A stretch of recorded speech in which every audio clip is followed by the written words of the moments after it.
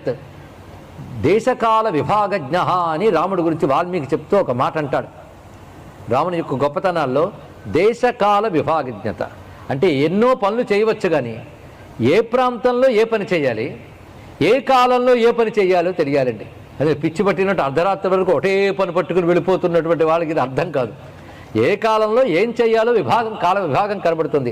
అలా కాల విభాగం ఎవడైతే చేసుకుంటాడో వాడు దేన్నైనా సాధించగలుగుతా. అది తెలియగలగాలి.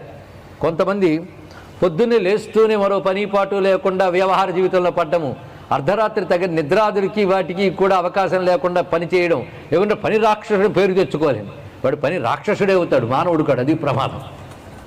అదే దేనికి ఎంత ప్రాధాన్యం ఇవ్వాలని తెలియాలండి.